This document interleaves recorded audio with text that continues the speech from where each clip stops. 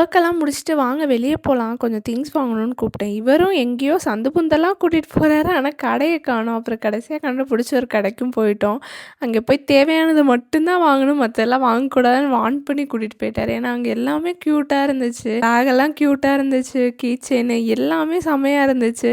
அத நான் பார்த்துட்டு எதுவுமே வாங்கல. வெறும் பார்த்துட்டு மட்டும் வந்துட்டேன். எனக்கு தேவையானது மட்டும் தான் வாங்கணும்னு சொன்னதுனால. நாங்களும் திங்ஸ்லாம் வாங்கிட்டு அப்படியே வீட்டுக்கும் கிளம்பியாச்சு. எல்லாம் வாங்கினேன்னு பார்க்கலாமா? இந்த மாதிரி ஸ்டோரேஜ் கண்டெய்னர்ஸ் தான் வாங்கணும்னு மெயினாக போயிருந்தேன். என் ஹஸ்பண்டோட அக்வாரியம் திங்ஸ்லாம் வைக்கணும். அதுக்கு தான் மெயினாக நான் இதை வாங்கியிருந்தேன். எனக்கு இந்த 2 கண்டெய்னருமே ரொம்ப பிடிச்சிருந்துச்சி. அப்புறம் இந்த கலர் ரொம்ப பிடிச்சிருந்துச்சி. அப்புறம் இதுவும் வாங்கியாச்சு. அப்புறம் இல்லாத வாங்கக்கூடாதுன்னு சொன்னார். ஆனால் இந்த இது க்யூட்டாக இருந்துச்சு கிச்சன் டவர், அதுவும் வாங்கியாச்சு. இந்த இடத்த எப்படி போட்டு வச்சிருக்காரு பாருங்க. இதுக்காக தான் மெயினாக நான் வாங்கினேன்னு சொல்ல சொல்ல கேட்காம அப்படியே குப்பை மாதிரி போட்டிருந்தாரு. இது இன்னைக்கு எப்படியாவது இவரை பிடிச்சி ஆர்கனைஸ் பண்ணிடணும் அப்படின்ட்டு வாங்கிட்டு வந்த கையோடயே எல்லாத்தையும் வச்சு அரேஞ்ச் பண்ணியாச்சு. பர்ஃபெக்டாலாம் இல்லை, ஆனால் ஓகேவா இருந்துச்சு முன்னாடிக்கு. உங்களுக்கு எப்படி இருந்துச்சுன்னு கமெண்ட்ஸில் சொல்லுங்கள்.